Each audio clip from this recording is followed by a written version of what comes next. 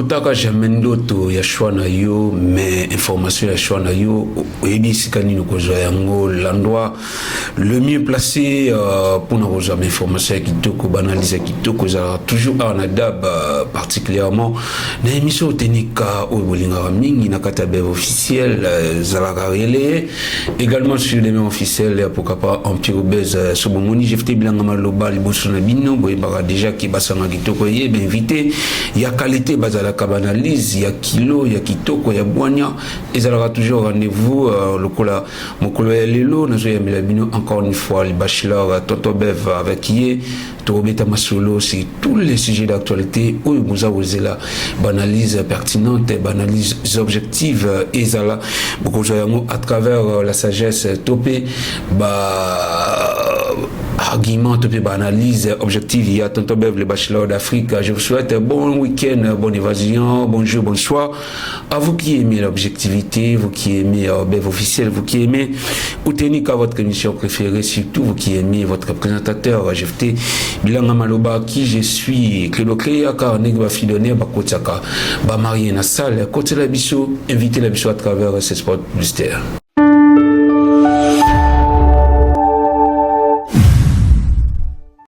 De nos jours, l'hygiène intime est une priorité.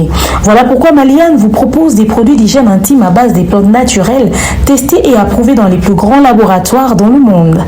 Maliane vous propose des thés de fertilité pour hommes et pour femmes, du thé pour bain à vapeur after accouchement pour soulager les maux de dos, gel intime pour hommes et pour femmes, produits pour les règles douloureuses, fibrome, endométriose, polykystie, myome, resserrement du muscle du vagin, trompe bouchée et j'en passe. Vous avez également des produits qui vous aident dans tout autre type de soucis gynécologiques que vous pouvez avoir. Ceinture abdominale, vous avez les protège-slip, les bandes hygiéniques et tous ces produits sont disponibles sur notre site www.maliane.com. Passez vos commandes à travers notre numéro affiché directement à partir de notre site et vous serez livré partout dans le monde. Maliane pour une hygiène intime parfaite.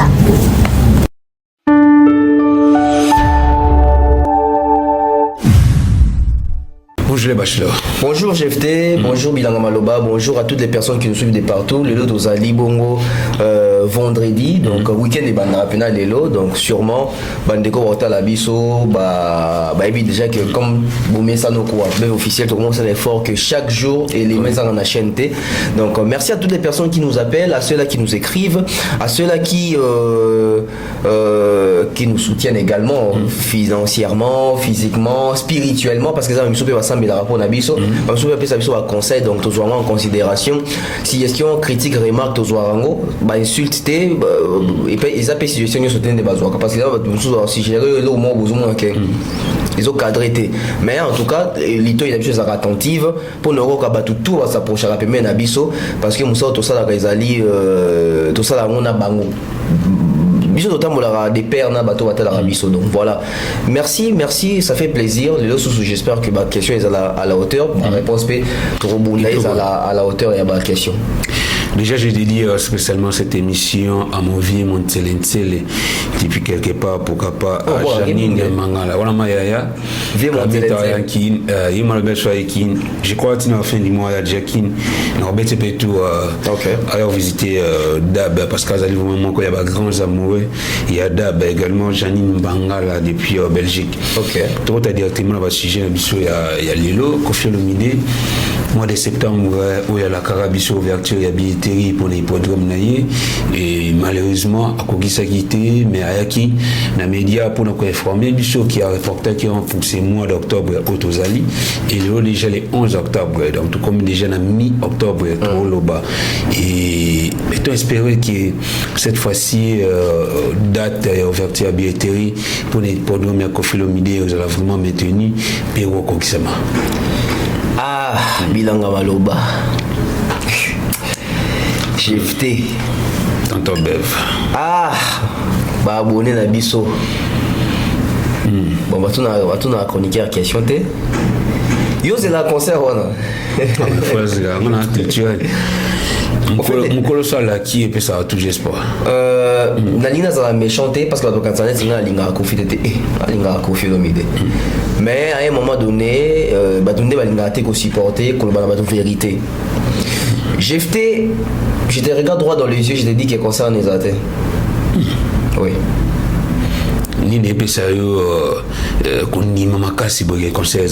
Parce que ça fait plus à 10 promesses au tout dans ma caméra, bah concert à Kofi, tout le monde a une réalisation dans côté et puis bah raison valable ils ont raté. Kofi a la carte à Stade de France, en 2001 à Beta côté. En 2001 on a la carte à Parc des Princes à Beta côté. En 2002 la carte à Triple Bercy. Abeta Ngote. Kofi la kabiso qui album 13e rapport Tazaki Asuka. Dernier album. Ils ont tiré le monde qui album Ezobima. Kofi a biso qui a opé sa quartier la album si lelo depuis va fali ba kenda quartier album nango bima asouté. Kofi a la kabiso qui a beta You Arena 2 fois. Abeta Ngote les 2 fois voilà. Kofi a la kabiso 3e fois quand vous allez premier artiste africain évoluer en Afrique avoir au beta Paris la Défense Arena. Abeta Ngote. Kofi la Caribiso que non, na ina beta stade mais stade lisusu. Au Macron à Pekisi. Kofi Olomide kaka. Oui, hippodrome. Wapi date. Yemo kwa bisa biso que on peut sa date na après ma vacances na septembre. On a consommé tous les mois de septembre. Et les vieux s'est ramené avec une excuse comme quoi j'étais concentré avec les démarches pour récupérer ma chaîne. La chaîne YouTube a été bloquée par des personnes animées d'une mauvaise foi. Voilà pourquoi je ne pouvais pas d'abord donner la date. Il fallait d'abord qu'on puisse récupérer la chaîne. La chaîne a été séquestrée, bloquée. Toujours les mêmes raisons. Comme quoi j'ai récupéré ma chaîne, je sors la chanson débloquée. Je vous laisse les mois d'octobre pour annoncer enfin la date. Nous sommes au mois d'octobre, c'est le 11 aujourd'hui. Où est la billetterie? Où est la date? D'après toutes ces expériences que je vais énumérer ici par rapport aux promesses de Kofi Olomide, je peux conclure qu'il n'y aura pas concert à l'hippodrome de Vincennes. Parce que s'il y aura concert à l'hippodrome de Vincennes, c'est en ces moments que les gens doivent déjà commencer à acheter les billets. C'est en ces moments que les gens doivent déjà être au courant par rapport à la date. Mais sur terrain, ça ne parle pas hippodrome, ça ne parle pas confirmation, il y a concert. Et ce qu'il fallait qu'on loue espace Wana. Qui est le producteur qui va faire jouer Kofi Olomide là-bas? Je pense qu'il faut se poser des questions, il y a qualité. Bah, question à quantité d'opposants au Mingi. Parce que question à quantité d'anime. Kofi, il faut mettre ta place pour les Kabatoutou. Kofi Olomide a un concert pour les Kabatoutou. Kofi Olomide a un album pour les Kabatoutou. On a une question de quantité. Mais la question de qualité, c'est ça que monsieur Kofi Olomide devait faire l'hippodrome de Vincennes avec quel producteur? Parce que Paris la Défense Arena, Kofi voulait les faire avec, en quelque sorte, Sokoko. Si Sokoko n'a pas pu faire jouer Kofi Olomide à Paris la Défense Arena, qui est le producteur actuel pour Hippodrome? Sokoko Kaka. Et ça tombe bien. Et si Coco la autoproduction. Je ne refuse pas. Mais tout le monde a une question. Lélo Sokoko Azapi. Quelle est la relation aujourd'hui de Kofi Olomide et Laurent Sokoko? Et Sokoko, en ces moments, il joue quel rôle auprès de Kofi Olomide? Parce qu'on ne les sent même plus. Parce que tout le monde s'entendait Sokoko tango à Kabouena Bokechu à l'époque. Albert le coup on a financé le combat, on a financé ce qu'on a mis à bête en poto. Attends même comment bateau ya obeta na poto, attends faire, attends Fali, attends Kofi, qui comme quoi aux ça on a poto à financer ma bête à concert. Nani producteur ya hippodrome de Vincennes. Sikoyo. Oui pour nini Kofi zo chat date. Pour nani? Kofi Olomide doit dépendre na Fali poupa. Mukolo Fali pour chat date ya Stade de France. Kofi Olomide des sports chat date et hippodrome de Vincennes parce que tout est calculé. Si les lots sont confiés au chat date, c'est parce que c'est la Fali pour pas chat date. Oui. Et ce qu'il fallait chat date, beaucoup on a Sabino. Ce qu'il fallait chat date, après c'est date il y a Stade de France. Kofi au pied date, il y a hippodrome. Mais Robert quand même. Mais Robert a hippodrome. akoya koyebisa biso baboyi na beta na hippodrome main noire yango wana tokebeta na Adidas Arena parce que tolaka déjà concert kanga makambo nazoyebisa yango yo oza télépenser ya kofilo nini parce que télécommande ya pour diriger TV yo so oza télépenser pour diriger va penser ko télépenser Jésus la commission fait comme aussi non na télépenser boka ma nesi bino ako annoncer date bon comme appelle hippodrome mais et tu à 5 mois concert, à 3 mois concert, à 4 mois concert, comme que non, boyebi nga ba combatanga, main noire, ba kotika ngate, ba bengi tel, ba ebisi tel alo ba ke mutana beta hippodrome te yango wana ko na la déjà concert. Tu faut to beta ka concert, biso to beta na Adidas Arena. Kanga ma comme na biso. Parce que j'aimerais ici to réfléchir ça. Kofi Olomide a fait une vidéo pour dire que il y a l'inga qui beta na stade de France, tout comme na U Arena, atanga comme abi président en France mutu, aboya yabeta, ba concert wana. GFT. Na Congo, bien sûr, to ya bazoba et l'équipe ebele. Mais même na kito ya buzoba na l'équipe ebele. Ata 2-3 personnes ma les bazate pour tout na confirmer des questions. Ce qui Macron a lingi to betana hippodrome, et puis on a parlé de la défense arena, to na stade de France. Mais hippodrome ezaka na France. Macron peut demander s'il était à Zakaka. Au moment où on a été vieux, à Dokuta. Au moins, c'est un mensonge. Kolomboka, a boyo beta na lemba. Olingo beta na lingwala, Kolomboka, a boyo beta na lingwala. Mais quand yo moko peut dénoncer Kolomboka, ah, boumoni, n'a beta concert, facha boyna beta na lemba, facha boyna beta na lingwala. Mais quand yo moko susu, bon de quoi baboy to beta lingwa baboy to beta lemba ndeza boy to kebeta sikoyo na Gombe peut-être que toi j'ai accès mais Colombo que ça ka nani peut-être que toi m'a pas pu accès non il vient nous manipuler mais cette fois-ci il a mal manipulé tous les bêtes tous les dupes soyons intelligents réfléchissons comme des personnes au bakenda classe parce que la même personne nous a dit ici que le président Macron a donné des injonctions que Kofi Olomide ne doit pas jouer ni au stade de France ni à Paris la Défense Arena. Ça veut dire que Kofi Olomide s'il veut projeter un autre concert en Europe, c'est hors la France qui doit le faire. Belgique, ça on a Kofi Olomide dans la Belgique, a Olomide dans le stade à Roi-Baudouin. Parce que ceux qui admettons que à Obet appelle hippodrome à BTP. C'est qu'à cause de Macron Macam. C'est que ça faut fouiller. Parce que yo de so yo doake kuna balinga ngate. Mais pour nous qui kuna c'est que yo mo so muto komi luka mambo. Pour biki balinga kote. Obiki ba opekisa yo. D'où ma réflexion sur que via Bopé ça fait date. Maintenant comme on avait un concert via regarde sous le même discours que Macron a boyi na bête. Obetate. Obetate, joyeux anniversaire à Maman Mira et à Concessa au Nascimento from London Botame Lamu.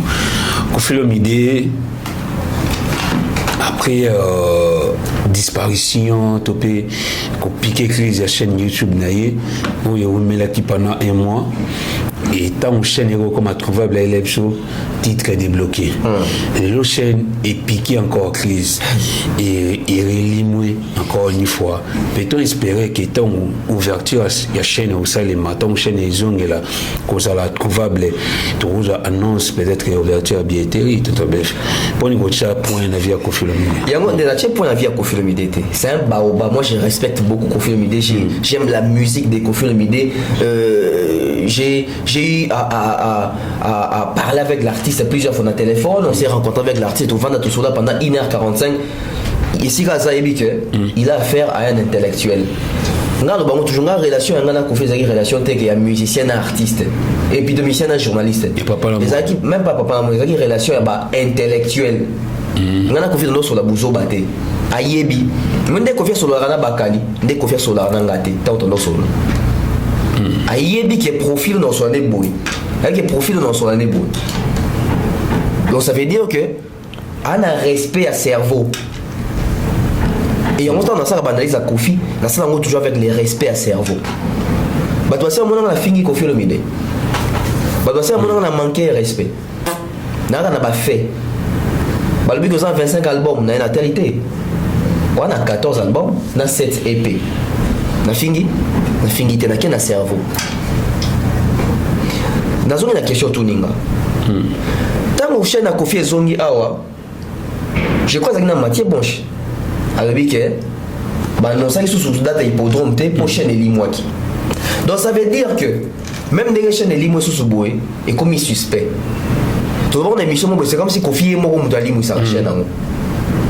Et puis si on lisusu réflexion pour le bac yemo waza derrière ça pourtant on a fin octobre oyo à ozong sa chaîne le bac ndé zongi boy siko na annoncer bino date na novembre tout pour ça parce que oui pour ça parce que c'est calculé d'après bango donc ça qu'il fallait annoncer date il y a Stade de France na septembre annoncer en septembre peut-être tout c'est en octobre donc il fallait annoncer PKAT c'est en novembre est-ce que tu veux péter qu'il fallait puis à autant la Kofi ce Kofi annoncé t'es pas annoncé en fait il fallait dépendre na bateau va reproduire na Stade de France si Kofi ce qu'on dépendre na date fallait rocha parce que Kofi a lingué dans l'émulation sur terrain qui va bien fallu bon son Mbappé aïe comment ça peut être que faire pas ça ou en 2025 est-ce que ça sera possible? Et c'est possible. Ce qu'il fallait acheter, au moins on a comme appelé 3. Donc, en fait, confine à faire, il va calculer une. Parce que faire un gars bête, il y a une arène. C'est pour ça, mais faire un grand concert, il fallait en 2025 à stade. Comme ça, on a qui est la moitié à stade. Donc 40 000 places qui m'ont. T'as même un Paris de Défense Arène. Pour ça, là, et lobby, ça va tout. En 2025, il y a 3 Congolais en bêta, presque une période mort en France. Fali, Kofi, Ferré. C'est calculé. Babi ngano Kodiembe là. Kodiembe les armes bêté. Mais Kodiembe les comme Amabé, ce que vous pouvez admettre que Zodiembe. Ndé comme Amabé. Moni bateau baba qu'il fallait qu'il marumba. Fallait quand même en anglais. Bon même en anglais ça m'a bêté. Mais il faut qu'on ne pas reconnaître que tout ça pour tout le monde qui ne pas naïf alors que tout dénigre kango des chrétiens va imiter Yesu et va le barquer tout l'année voilà so imiter doit que imiter donc j'étais dit ici au monde tu dois comme fin octobre chaîne ezonga ba annoncer biso qui va annoncer en novembre et donc kendeka mais tant que comme psycho que bêta concert comme maintenant que Macron boy il sous nga balinga ngate concert exacté vraiment la micro au Kofi le midi a pu servir nouvelle date topé nouveau mois pour l'ouverture à billetterie naie micro ya Mathieu Bonche et pas yo puis Mathieu Bonche avec milliers quand on a même micro yango mais la moni Mathieu Bonche na plateau ya Franck Stema et koya kolela qui a vraiment humilié makasi d'ailleurs Kofi le midi a comme là qui a s'attendait écouter comme aboué na réseaux sociaux na soit là comme les bravo et kolela Mathieu Bonche on a na plateau est-ce que c'était un bon moyen ya koya kolakisa la batu qui azala qui vraiment touché et le ligne France Tema ya conseiller qui ndeko na plateau devant la caméra c'était propre ya ko te ya ndeko devant la caméra parce que le bisimo bâtiment mingi au fait nazo bitu na question mo congolais to me ko réfléchir pour ni congolais pour ba yo kile mawa apona moment option lela parce que c'est qui va doit me gagner c'est moi je n'ai jamais compris ça congolais pour yo qu'il est mawa il faut aller là donc moi ils sont dans les libres qui nga mawa Mathieu Bonche pour nani aller là les mêmes jours t'es en confiance à les bongo parce qu'elles avaient poli oui azaki poli voilà azaki respect pour nani tant où émission Sili ba remarquer même pas qu'à là ça devait commencer par là. Oui, que Mathieu Bonche tient comme les gazons de Baboué, c'est parce que d'abord nous te tombons les dossiers. Oh, au moment où on a YouTube, au côté là, Mathieu, pour avoir confiance à l'imabé, c'est parti de nous. Bisous de Mani, non, dans cette émission à rétrospection, il y a journaliste tout haut, profit à Emilia. Pour y avoir le Baboué, émission les caca. Monsieur les gars, bah 2 semaines. Bah 2 semaines depuis avec ça, bah Kofi dans le ministère de la Culture. Depuis quand il était où? Il était où? Et j'ai même appris là continuer à faire des émissions. Il y a déjà côté émission à côté et puis à continuer au sein de l'émission Moussous dans un on est 5 après ayo ka passe après non les respects ne se maquille pas ba maquiller à respecter après c'est la bonne invitation après on peut ba jouer là on peut rôle respect faut la qualité respect faut la attitude Biko nazo c'est un terme nazo baké les respects c'est dicte respect faut la dictature voilà tu dicter respect quoi qu'on est dans la TV ne résout rien yo les dans la TV mais muto asali o mabes kazo lela muto asali o mabes continue à publier ma vidéo azo continue à voyager na moi sinae azo continue sa vie nae mtakango kachi déjà qui c'est qui ndaki kala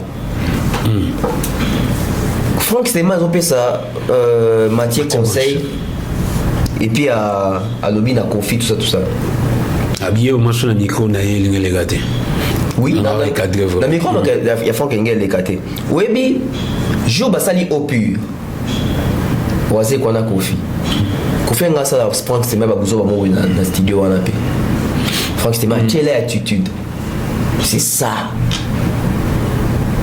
oza baoba oza grand baoba bingo légende mais ils ont pris son monopole au mi mon est supérieur na batou non so ezaki bongo ça qui fait ça na bisiko bakundaka donc c'est que bato ba supérieur faut bakunda bango na espace biso tout ba tcha biso na mabele et puis kuna muto aleka mutazate ba wei biso tout et nous on sait que sur l'équipe bato na ba avoir aux a moins notoriété en fait je pense que Elo et Siliki sa Kofi et sa question Mathieu Posaki c'était une question très pertinente et Kofi ne s'attendait pas à ce genre de questions venant de Mathieu.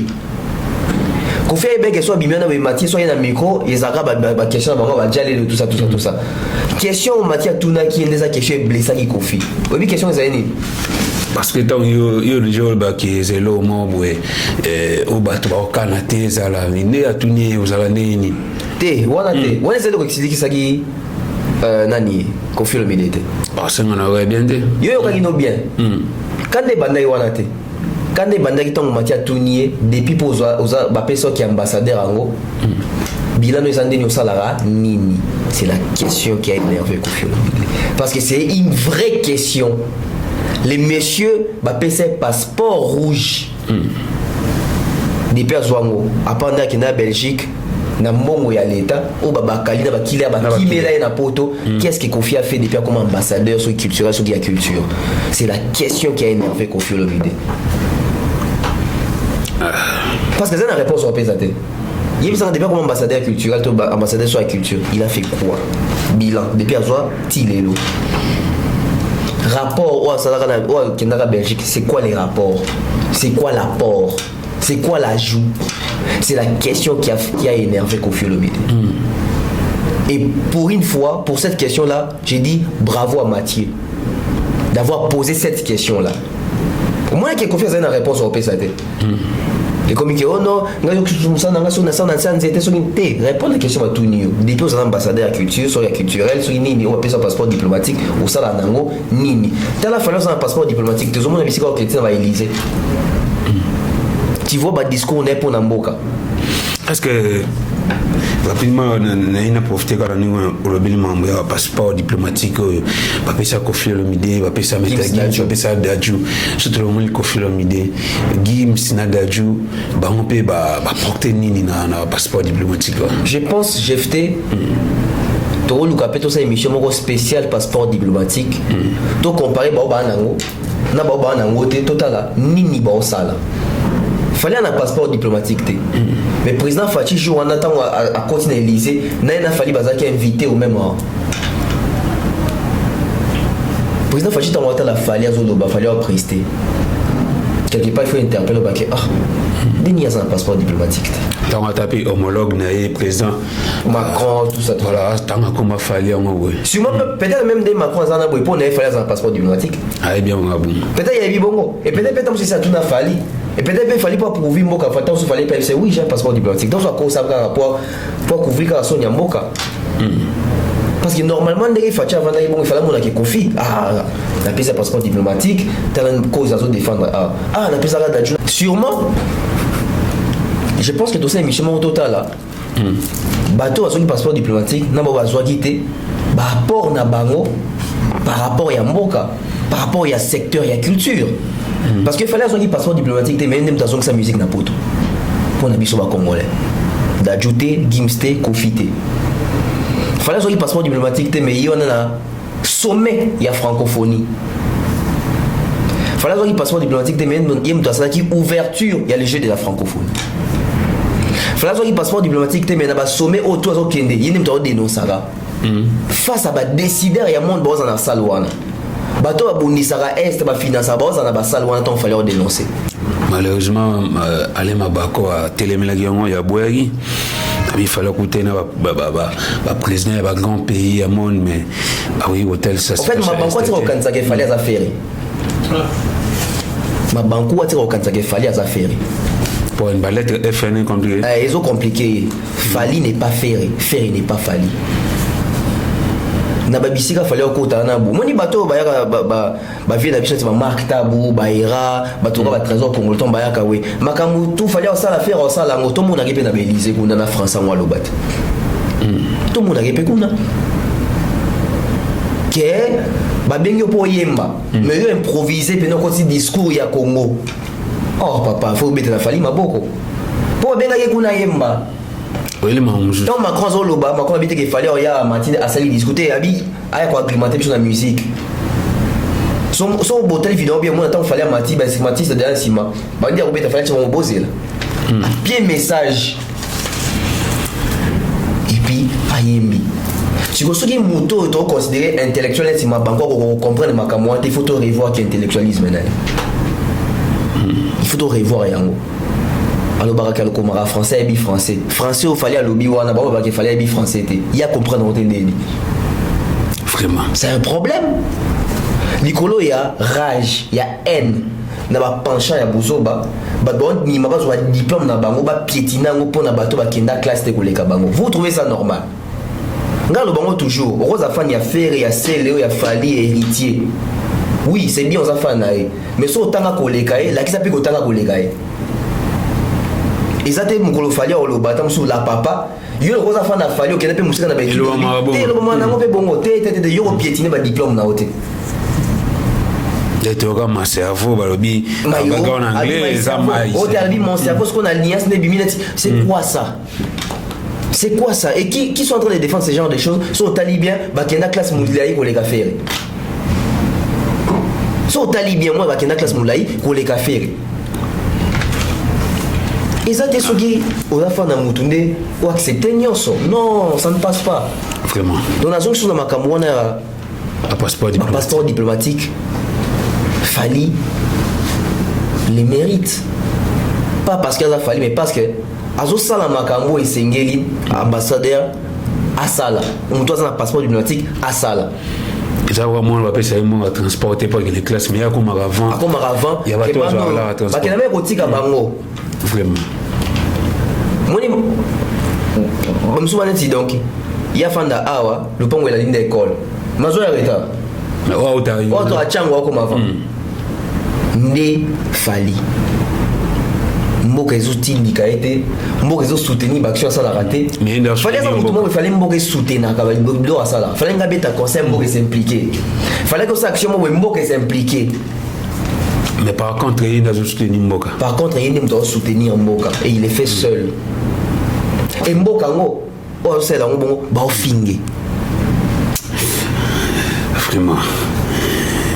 Tout le bien papa Sango l'autre fois Marquita boya quand la plateau ga France tema il pona ko recadrer papa Sango la question muso posera et les logomi tout il y a papa Sango ya ko recadrer ça na plateau ya website qui vous allez l'idée il faut en esprit pour rassembler il faut tika esprit à Bokabwani ko yo la vérité mais il faut dans le contexte ni au lobby là papa Sango vraiment un bon modèle un bon éducateur à ko éduquer ça na plateau l'impression pour dans le commentaire général pour le passage à ça il na plateau ya papa sango et poser les questions recadrage ya papa sango puis la réponse à justement fin à ça.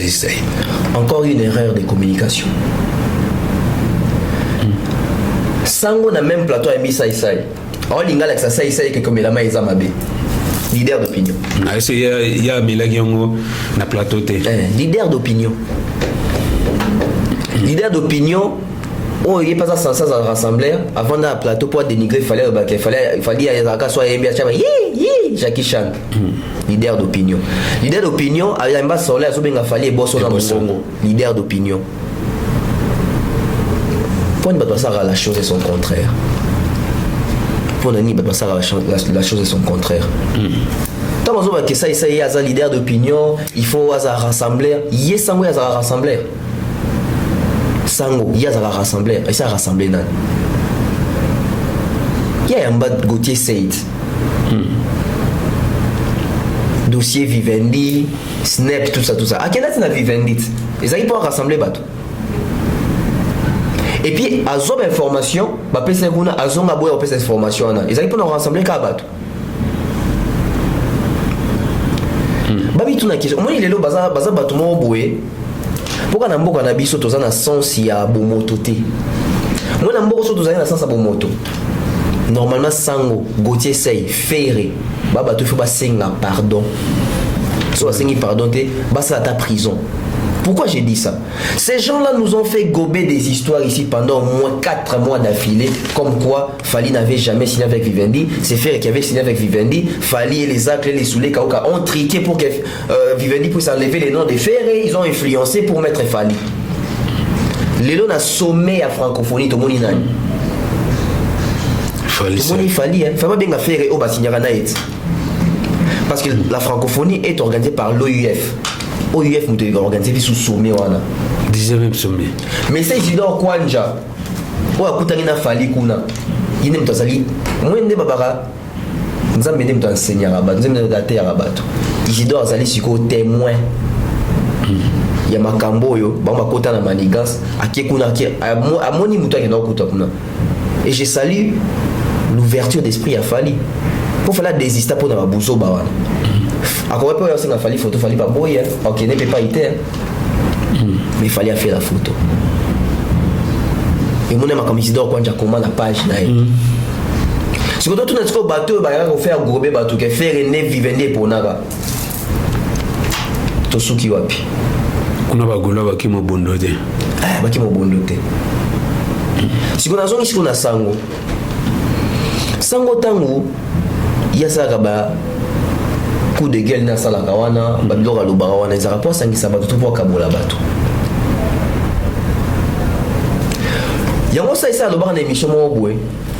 Pour nani quand on parle de Fali ba dozo luka neutralité. Quand il s'agit de Fali, il faut en être. Quand il s'agit de faire une neutralité, ça a raté. On est normal. Et on est normal. C'est parce qu'il y a le baki pour battre le climat folle la faire aller là, fallait la rater. La victimisation. Comment sont mis les la rater, bah on nous a orgueillés. Ouais, ça a succès pour la victimisation. Parce que ouais, attends, bah kaboué na JB. En tout cas, noir si blanc, tu vas gagner à JB. Pour JB, Kenana Blaise Boula. Kenana Wenge Mobimba. Oui, Kenana Didier Massela. J'allais ma cable internet, il y a un qui base. Kenana Lema. Nana Lem. Kenana Lempela. Kenana Emelia. JB Kenana Wenge. Est-ce que votre bébé a même fait était parti avec JB? Ah oui, bah toi, bien. Même Adolphe était parti d'abord avec JB. Quand on dit qu'il se passe ça, il y a la New World.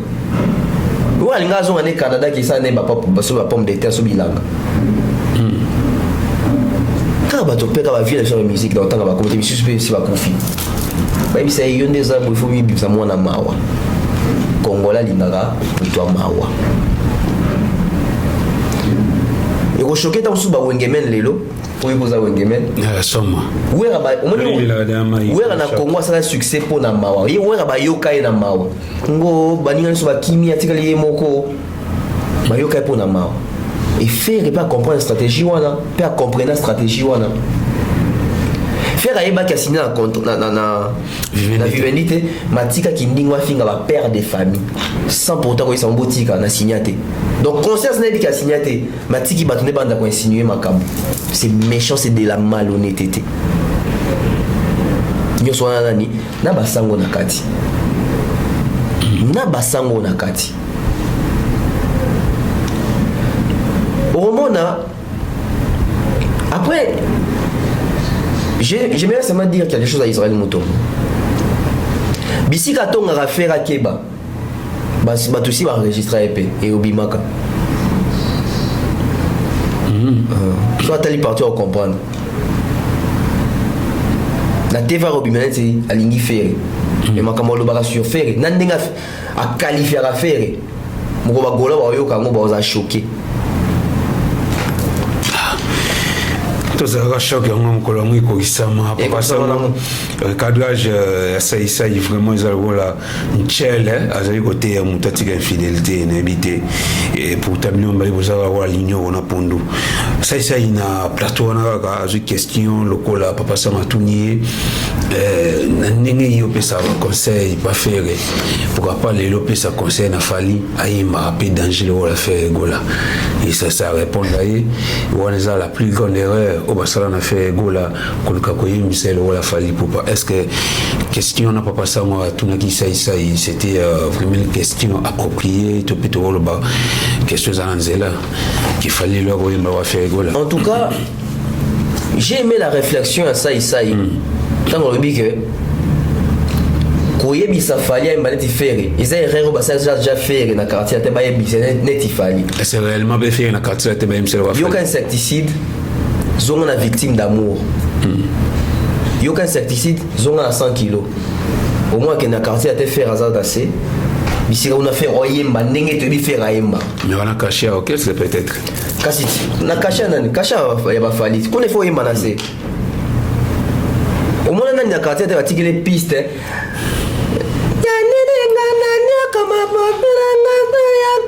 on les a bon côté on les a bien allô oui allô on les a bien ba repa yo ke ba yo komi mandara sosiri molelo to komi olala na ngombe to mokoro kuna ba yemba boy mais après ça monte dans zoba que il faut ba bisa fali yemba makasi ndenge faire yemba makasi qui vous dit que faire yemba makasi et puis quoi yemba makasi c'est quoi vraiment si quoi fallait oyemba makasi te ndenge selo bato ne faire yemba makasi fallait bien meilleur chanteur ya Congo tous on a preuve palpable fallait bien meilleur chanteur à Congo offert na bien meilleur chanteur ya Congo te puis on a dit le grand chanteur pas non vivant même faire pas aussi qui a beaucoup tabac vivant ba tout na bien ba tout à part bébé Kalé sa koufaki ba tout bazala ki nan ba papa taboulé ba voix des voix ba voloko ba tout bazala qui fallait et puis fallait c'est le dernier meilleur chanteur à Congo depuis 2002 on a eu meilleur chanteur à Congo Tilelo Mutabi Mansou meilleur chanteur à Congo donc Toro le baguette actuellement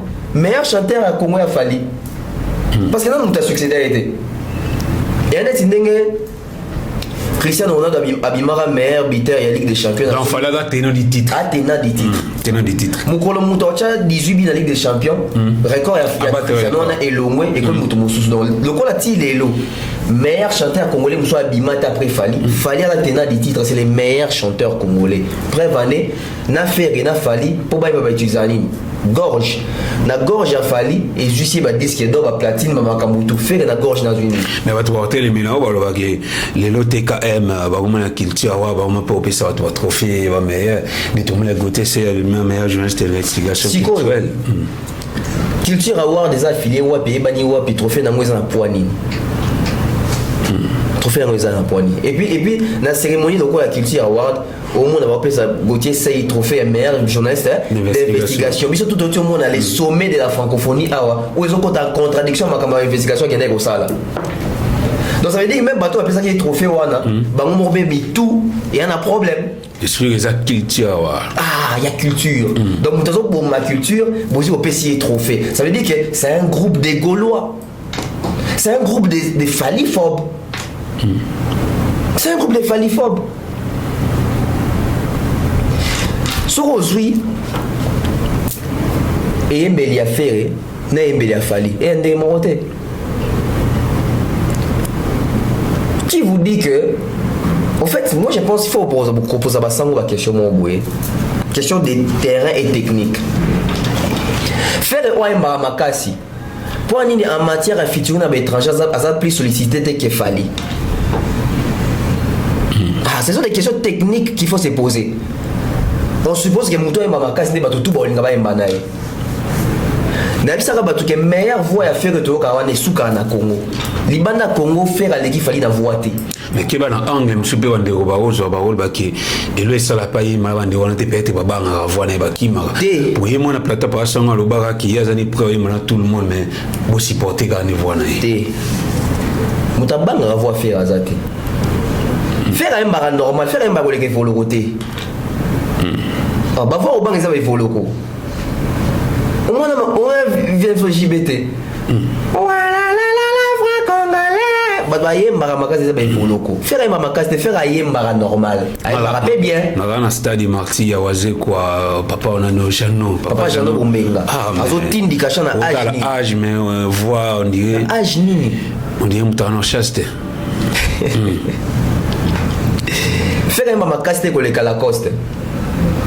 Faire un makasi te koleka la coste. Faire un makasi te koleka Jani. Na choqué batu. Est-ce que même miel de soin makasi koleka faire. Ya makasi wa daluka wana. Eh. Let's go me la folle. Autindika. Faire un normal. Ana voix na kitoko, asa la ba couleur ba Carlito. Bon. Est-ce que faire un makasi pour le Carlito? Eh, bon, quand tu me vois ma couleur massia.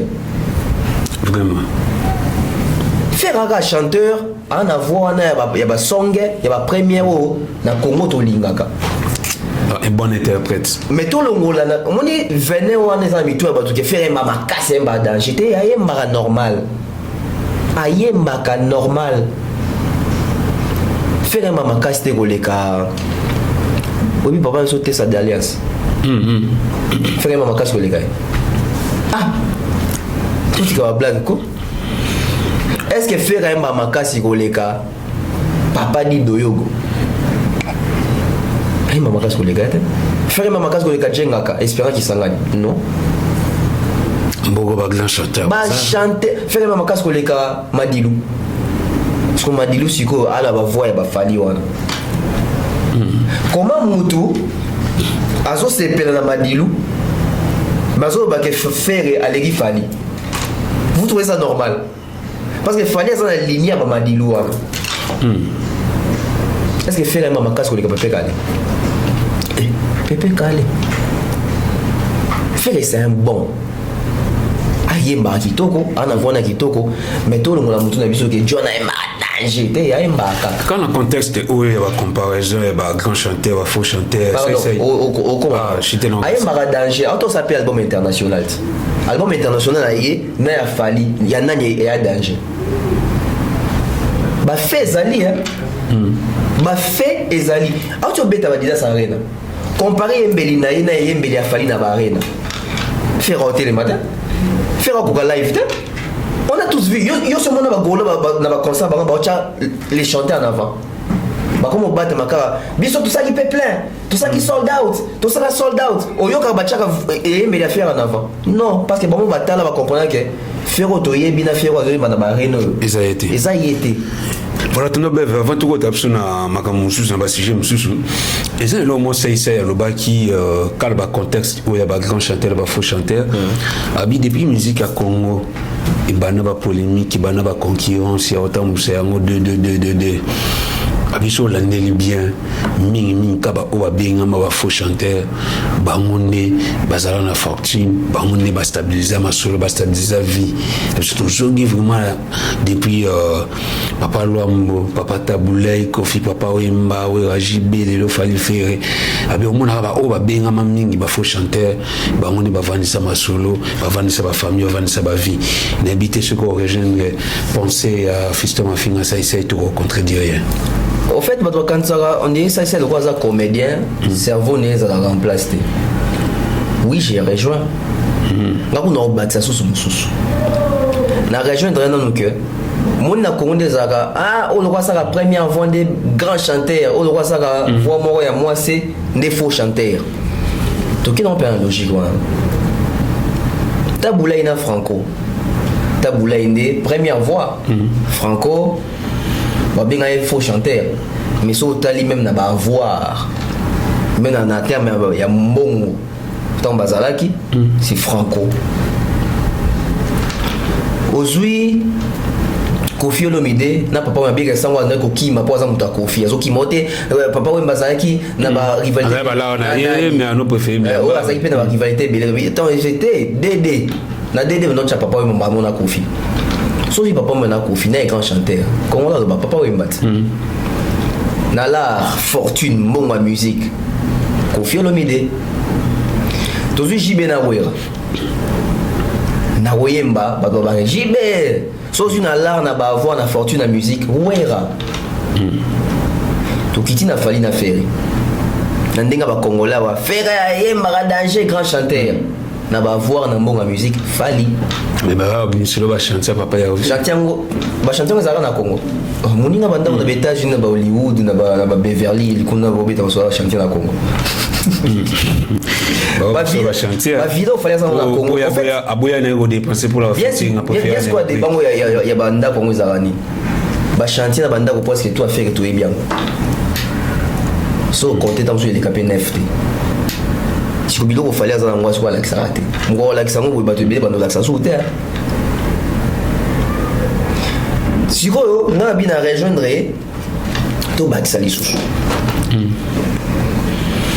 ne bazaka 2 wana to bazaka 2 dans chaque génération bato to bengara ba faux chanteur ne bazaka na ba tube planétaire qui ba meilleur chanteur papa ebito Taboulay Franco oka ke Taboulay so beti Mario référence tube planétaire ba yebi Mario même oka mona même na sugina on Franco na pour la Franco mona même na je crois documentaire soit Beyoncé sugini na boule abika okaka Franco Obama va okaka Franco Taboulay té inga ça Taboulay asa so indeni benga ça ke muto bino boka ça ke yemba danger c'est pas forcément indem dans ça tube aujourd'hui papa yemba na Kofi so Kofi abimi abete le biso loi et à planétaire pour les cavandiers moi papa wemba ebele so bolingi pour matisse na selfie et à planétaire il y a une référence aujourd'hui JB na wera kutu il y a pas photo wera ça va nzembo ebela référence et beta libanda koleka ya JB soki aujourd'hui fallait na faire comme à couteau le battre il fallait dans combien de tubes à succès à travers les mondes que les gars faire et belé au moins que bateau ton néglige wana bango ne faisant baza bateau na terrain ba dunda ka bateau to kan saki ba danger j'ai rejoint ça azana raison ma kamalobi puis na baki si sous bo vérifier au monde que fallait l'équipe faire na ba tube papa wemba Kofi à l'équipe papa wemba na ba tube Taboulay l'homme à l'équipe na ba tube banana na tangite JB na wera à l'équipe JB na batube vraiment voilà il fallait la faire il fallait l'équipe faire na batube musika moni ya JB na wera ko za tamsuso wera na deux types faire JB na ngote ya Kofi roza la tamso na tube moko o l'équipe papa mais ba on a be carte si vous fallait faire ça be car ya batube. Voilà, donc continuez vous m'entretenir avec les bachelors d'Afrique. Tonton Bev, j'espère que ça a grand plaisir. Mon vieux Guélo Blangongo, depuis quelque part, Nazila Bomba, depuis loin, Sanda Kitoko, Kalaming Tenakin et Massananga Andy Gustave Béa. Bon, on a besoin de louer Mituka, on a besoin de ressembler Mituka. Il est bien placé à Teke la Bino, à louer les Bino, à louer ses Bino, pardon, Mituka. Il s'appelle Andy Gustave Béa, mon ami de l'école. Son numéro est là. Plus 243 81 65 17 477. Donc le message est passé. J'espère que quelqu'un de créé a proposé Bissot vidéo, pardon, perception spot publicitaire et après nous allons revenir pour que nous attendions notre deuxième partie de l'émission.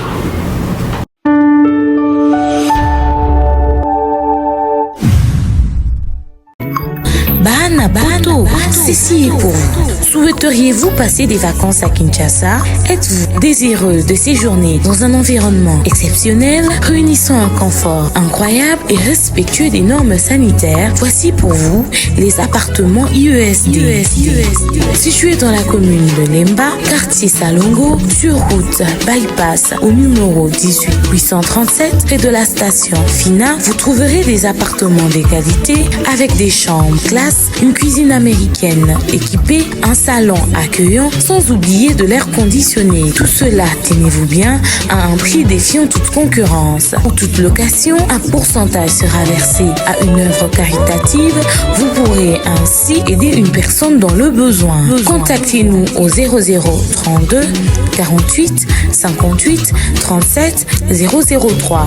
Important à savoir, durant tout votre séjour, vous n'aurez pas des problèmes d'eau, d'électricité et vous aurez accès à des chaînes câblées ainsi qu'à un Wi-Fi en permanence. Les appartements de l'ONG IESD, la qualité de l'Europe en RDC.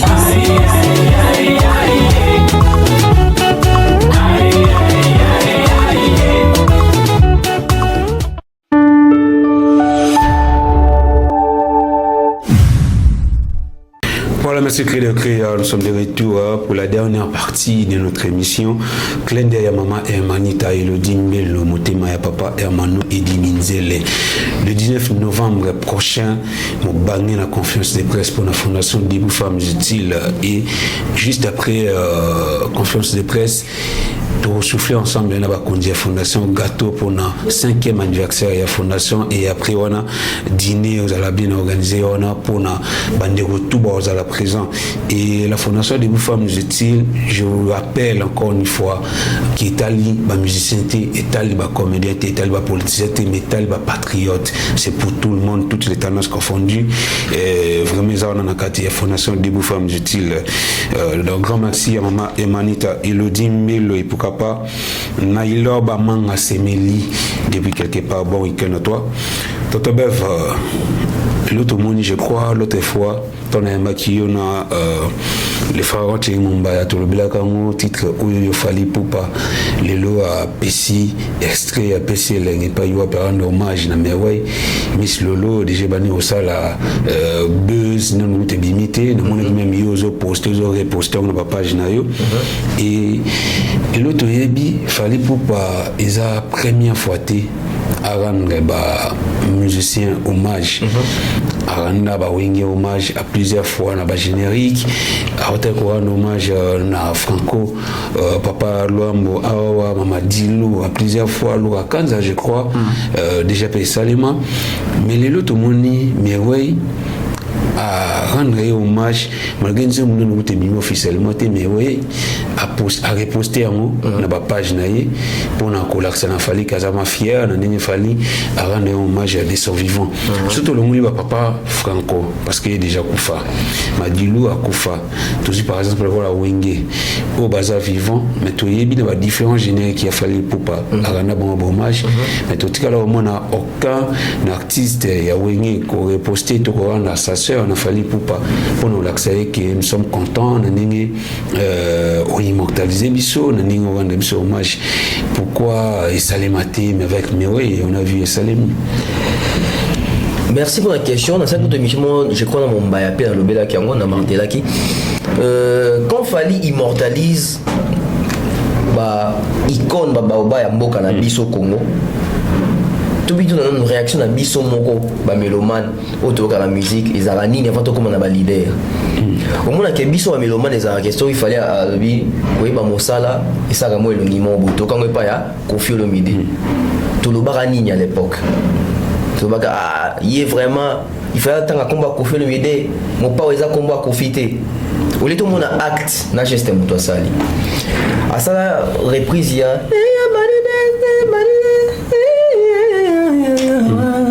Wenge Penza à l'époque allez quand na Wenge te yaka mona Wenge atika bloka va faire ende basalango d'ailleurs kutu est-ce que babeti on peut bien te tout comme ce qu'on a ba kolo nzoto nati Wenge obi que partout au fallait ande koleka lelo Wenge zali Wenge faut appeler ça merci na Fali Wenge pour faire la sani oui que na ba pays ébélé africain na ba pays ébélé il y a ba continent mususu ba yeba jamais existence à Wenge lelo notoriété au Fali azanango so ko na biographie à Fali ba komango ki ba pesa go sa musique za groupement bo Wenge a bandal ba te belé ba découvrir Wenge pour na pe Fali bamsube bayebaki na bon habité que ba bayebaki te bamsube bayebaki na mais mingi ko data na maman comme mi balé voilà mingi les sous Fali par à partir ya Fali toto la nana bino émission oji basaki na Côte d'Ivoire oyo journaliste atuni ba chroniqueuse musu bazaki wana bi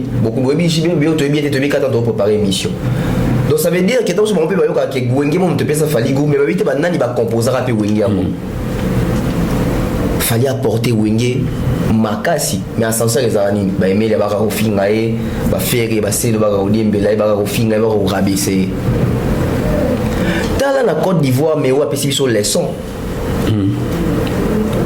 Fali a immortalisé nzembo wana Miss Lolo na kutu ebimite nde olobi mais wa azui a reposter yango yo kasi ba voyant bazangi mitema to bazangi makama oloba peut-être bon ben fait baya a immortalisé batuna biso te ya za ivoirien te poani mais tala nde ba s'approprier yango tandi ba sepe na monique azo pérenniser œuvre azo pérenniser kombo ya Mewe azo pérenniser Zoblazo style wana azo pérenniser musique ivoirienne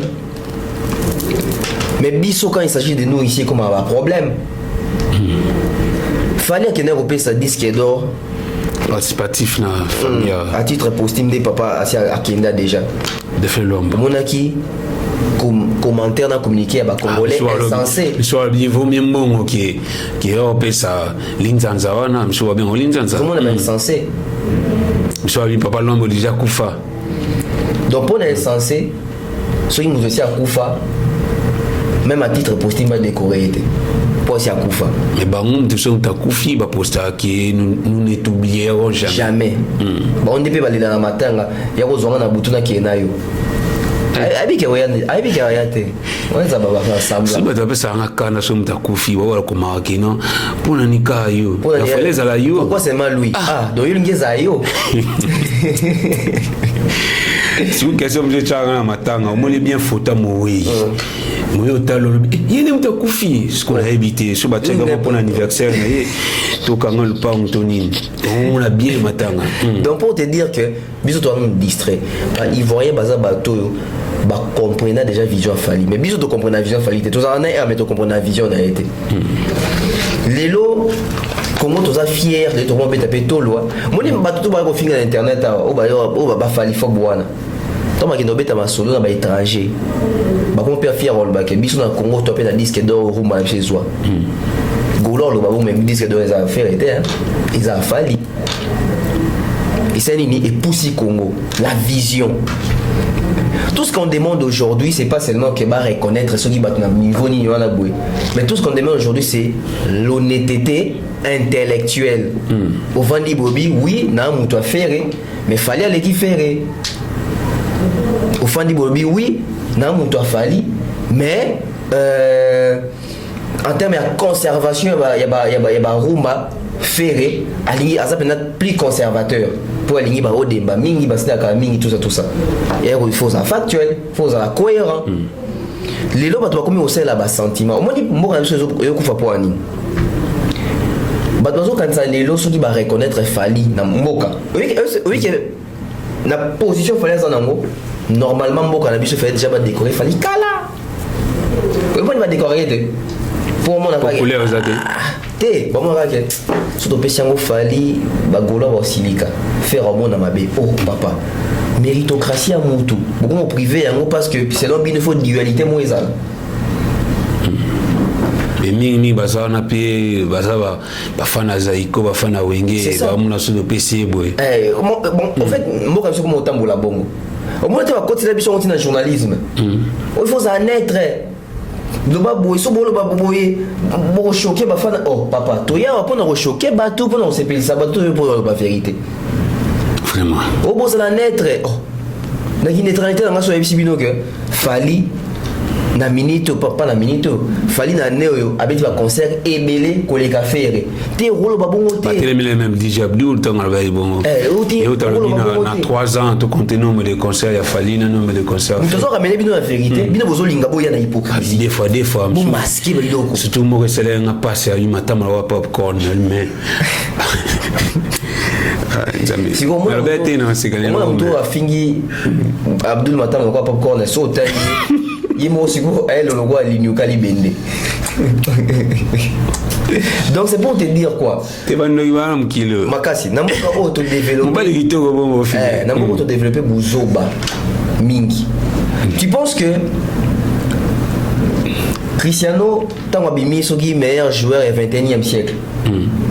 Soki mindele na ba fonctionner tibiso. Bana robani. Messi a liqué dans le ballon d'or, ba mona biso deni. Te ba monique batel ba statistique ba monique 21e siècle muto impact. Yo même na robagi na bagi soki mo ba débat musique to ko mbango lo lengi mo ba débat football ba to ba no bundate vraiment. Pour la minute on était aboué fanatique mo côté a ko ya obunda parce que ba yebise que Real est tenant du titre. Il y a des champions. Parce que non Ezabo. Mais la musique c'est difficile pour est-ce que moi ça sondage parce que parce que le sondage meilleur club soki les lots je pense soit 21e siècle les Real sur la vote Real. Est-ce que pour battre ça ba Barcelone bon tout petit qui m'a balle boya sous-souté. Et ba chango parce que azala ba titre ba titre c'est so talibo c'est fiable. Tant que Ballon pèse sa ballon d'or, tant Messi a 6e ballon d'or. Pourquoi ça dit 5-5? Tant que 6e, est-ce que Baba dit Cristiano bon aussi, parce que Messi a comme numéro 6. Non. Mais bien sûr, c'est ça que tout ça il fallait et qui comment boué. Bah tu faire bon silica. Oh. On m'a mérite. Donc les Congo c'est un pays qui décourage bah tout bas travailler. Vous aurez bien sur la fumba mais le bité ça pour nous bah. Comment ça bongo? Surtout PC to PC tara et kenati na makambo ya francophonie. On le quoi fallait d'abeta ouverture, c'est fermeture ça va faire. Oh, pas ça va faire fermeture ndeni. Soit on mérite de faire PC quand même. Tara va créer la fermeture moi que no maté sur l'école bonga tant de pesa. Et là seulement francophonie, c'est la fête qui justifie les moyens. Tout le monde n'a ni kuna fali. Méritocratie et bundaratena sentiment d'égalité. Jibe ba boyo pesi mwana mboka na mboko yo trophée mwana mboka jiba na ngote we ra nango kofia nango we ke faire na mwana mboka fali na mwana mboka te fabuka sa zo mwana mboka pour nini parce que toi ezaki tout ba pesa fali ba mona ki surtout pesi ba to faire ba aussi lika tant moni que tout en affaire à marquer ba pesi faire et ça dit que fali déjà tant ba bo ça qui makasa faut pesa ki yangote so bo rattraper mon deni. C'est ça qui tue la musique aujourd'hui et qui tue aussi notre pays. Surtout si GFT, ben vraiment on a faux. Oh, bon ça GFT pas au méritant, tout bon ça pour il faut pas en dualité mon boba kabolara dédé. Vraiment. Ceux qui m'ont mérité, bon ça est yango. Fali mérite beaucoup et moi il faut que la sonité à tombo la Fali. Père au ça est oh ils ont mérité. Tanto bem, vamos tocar uma suca na poser dernière question que le créa kokata bichoté. J'espère que question où est déranger té Elvin Matondo depuis Paris pourquoi pas mon ami depuis loin la Coste Moretti. Et l'autre tanto bem lui-même maître Manis a aussi posé convocation parce que Aloba fallait confier en mieux. Bah débat on commence à le moins mingi. Il fallait ça numéro 1, fallait ça numéro 1, fait numéro 1. Alors, quels sont les éléments qui démontrent réellement qu'il fallait Poupa et le véritable numéro 1 de tous les artistes congolais réunis? Tout bani vraiment des windows, si Léona Demer Nyani. Demain pas c'est là. Parce qu'il y a après Petit Fallé. Aujourd'hui, Petit Fallé. Non, on a CP et si on marque le but tous les artistes congolais réunis. J'ai fait photo de Barabo solo.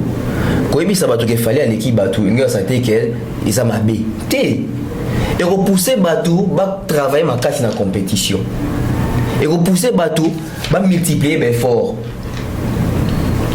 Ce qui Ronaldo ayaka réalité non ba Cristiano so ayaka réalité mais c'est un beta balle à haut niveau pété parce que ça va bien et voilà pourquoi parce que Ronaldo a joué ballon d'or en 2008 à Manchester en 2009, Messi a botolé Ballon d'Or. Messi est en Espagne. Ronaldo a longo Angleterre pour qu'il ne rebondana Messi na Espagne. Et bah Kabola va Ballon d'Or kuna. Ça veut dire que si on a meilleur, il y a qu'à confronter Moutozo quand il est meilleur. À quoi peut-on dire en Angleterre? Lélo au moins que depuis joueur à Souka, il y a championnat anglais au Ballon d'Or, Ronaldo en 2008. Donc depuis 2008, si Lélo Ballon d'Or raison en Angleterre. Vous vous rendez compte? Donc ça veut dire que il s'est considéré comme un meilleur. À mon avis, meilleur, nous sommes en Espagne, kuna. Exemple, ça botolingaï. Ngwende nanga. Pour en 2008, c'est Ronaldo. Mais si tu as en 2009, Ronaldo a eu en 2000, en 2009, je crois en 2009-2010. Réel. Il s'est dit qu'il est mais c'est juste en 2010, en 2011, en 2012, en 2013, Ronaldo a récupéré. 2014, je pense. Et puis donc, après, comme on a 5-5, après, il est comme 7-5, je crois. Donc, on va comprendre que, si on dit que la réalisation, au moins que les artistes et tout Congolais réunis, nous avons comme on a, donc tu as fallu azater, c'est une vérité. Ici,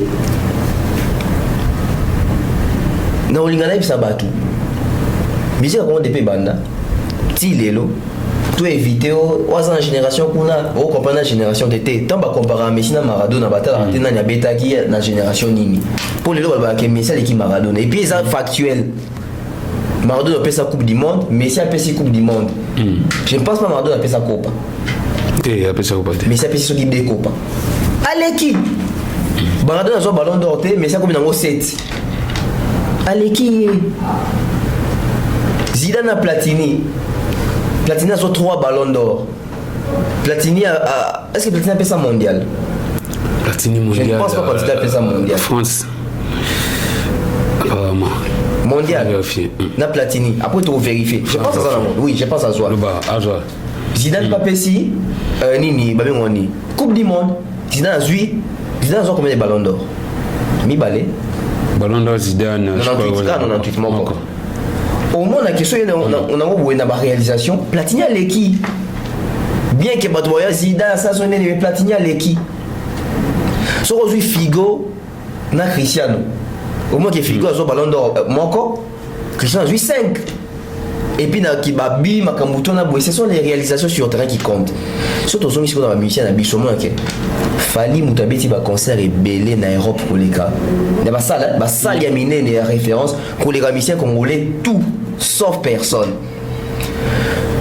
Je vais illustrer ça par une compilation. Na permission na yo, tosenga credo. Ache la biso yango. Batuba jugé. Tous les artistes et musiciens confondus au bêta na poto. Total là, nombre ya basal pour te comparer, ils se jouent bien. Voilà que le créé, je crois. Vous trouvez Platini, Azon mondial. On dit France a raté un mondial, mais on a nation Allemagne, a raté même penalty et Platini. Bon, voilà, mais pour poser un élément, tu vas saigner après tu as plutôt analysé.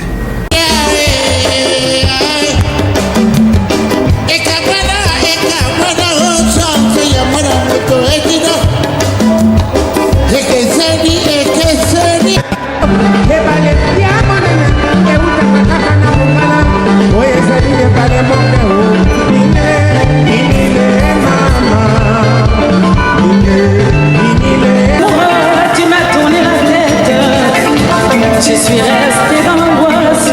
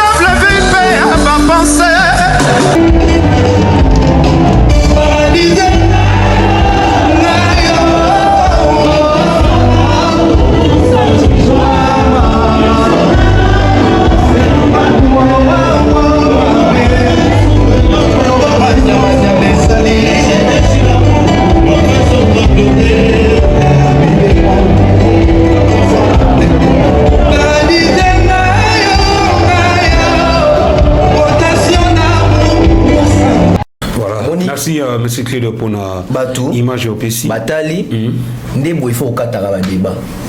Vraiment. Que mutu na mutu, boche wana boche basala beti déjà na poto. Monique fallait l'équipe en tout na basal na poto. Batu beleza na moi qui au cas des salles, musumu a salle moko, musumu a péta mususu. Ça les a pété. Donc aujourd'hui la salle mythique oui voilà. Parce que so batali moi na cheba LCT na cheba Bataclan te pona content penate ba Madeleine to compter bien ba salle o ezake boyebi ke salle onde pena musique na ceux qui na ko respirer na ba Zénith ba Bercy ba Olympia ba salle mythique de lo ba Rineye ba scène musicale pe Botami tout ça Badida Sarine les a donc j'espère que mutam dans compte et j'aimerais que même ba kata parti wana ba chango po tembia congolais si donc que il y a bien muso ba benga vérité fait aux factuel to qui m'a monté. En tout cas, vraiment, donc, les gars, l'autre fois, le débat, il y a fallu numéro 1, fallu numéro 1, et ça, très simple, c'est une question très facile, qu'on est quand même 1 plus 1, donc facile à répondre. Donc, il faut tous à la mine côté la vérité, et aux la très important. Au qui n'existe, mine pas au plus télé, mais il fallu numéro 1, et ça va au plus 100 000 là. Pour bailler, pourquoi tu as l'eau là, il faut à côté de Boussole, il faut à côté de la vérité. Parce qu'on avait battu dans ma musique, faire ça, mais qu'on a l'église où il y a la vérité. Donc c'est vraiment important. Un grand merci à Tonton Bev, aujourd'hui Sibiso Soussou, au Choni surtout, comment mingo bazaï baïnyo, tout comme pratiquement dans souka émission, on a invité pour que tout se sépare. Un mot de la fin, dédicace les autres. Mot de la fin, merci à toi GFT, merci pour l'invitation, merci à Credo Créa qui a assuré l'émission entière, et puis merci quand on a maman Thérèse G, maman Thérèse G, salutation naïe. Bon week-end à vous. Bon week-end, voilà. Et surtout, heureux mariage. Petit en amour à mère Balissa. Mère Balissa déjà. Et peut-être, mère. D'abord, salut. Mère. Balissa déjà, petite soeur. Mon agit. Si qu'on mère, si qu'on a père, bon, fêter si qu'on 28 ans de mariage. 28 ans. Il y a un complément, il fallait boire à Bassala 40 ans, à l'homme. 40 ans, c'est Bassala 20 ans. À l'époque, Bassala 20 ans. On est en 2013. Donc, c'est que les deux, on s'appelle 28 ans. Bon, il fallait être à 40. Mais là, on a moi avec 40 ans. T'es 28. Et Babana va 20 quelques. Pour la double, d'abord, on a double clic. Ça dit 20 ans, Balia. Mais c'est en 2013 quand même. Mais nous, comme ça. Ah, elle doit être 30. Ah, dans on va dire 40. Ah, 30 ans. Ah, on est 30 ans, voilà. Et maman Théa DJ, 28 ans. 28 ans de mariage. Donc, vraiment, il faut amener à ça, centre de formation, on va former les jeunes. Néni Mbouiko. On va dans ma balle. Ou m'équiper. Quel que soit ma belle. Parce que les lois divorce précoce, c'est comme moi, moi je suis à l'IPK lobby, bah divorcer. Moi, c'est que mon bal sur mon rôle, bah divorcer. Bah divorcer, moi, il y a moins mine, vraiment. Dans félicitations à vous, maman Théa DJ. Voilà. C'est ce qu'on est marié dans la balle. Singate. Ana mona mukolo na balite. Moi c'est mieux. Merci à M. Jean-Flavien Kaniki, Sandra Guito Kaniki. Il est bien. Il est très bien. Parce que les gens dans la Pointe Noire. Je pense que Dab, toute l'équipe de Dab, peut-être prochainement, qui n'est pas dans la famille, qui est dans la Pointe Noire, peut-être qui est dans GFT, peut-être qui est dans GFT. Et ça va bien. Et puis. Ça va passer en force qui m'a été dans la Pointe Noire. La Pointe Noire, qui m'a. Il faut donc falloir ça ramène noir comme ça qui était. Merci à Moktech Service. Merci à Yaedo Mopatas. Papa Yaedo Mopatas, je le salue très affectueusement. Et Milko Sarko, Big Bro, Dekos Mokoko, grand frère, na Pessi Moté. À tout Pessi Moté, na tout la télévision générale, Kelly Charleston, Fiston Coloqué, na Pessi Moté. Na Pessi Moté, na. Ah, c'est un bon na bouche, na fort comme Wikimina. pourtant la qui est. Mais le gars comme moi. Mais Nabaki ici, Myriam depuis USA, je salue avec ça salue maman de ma part, hein, donc saluer toute la famille. Voilà, moi je suis à la fin, j'espère que l'ensemble va tenir sur Kai Mobutu, notre manager le plus discret du monde. Maman Maliane, sponsor majeur. Papa Caviar, monsieur Ibon Pongo, Kombe. Grand merci encore une fois à toi, Bev, pour ta disponibilité. Grand merci à Credo Créa pour ces belles images. Grand merci à notre manager le plus grand discret du monde pour les coachings. Tout le monde à la Credo Créa en caméra.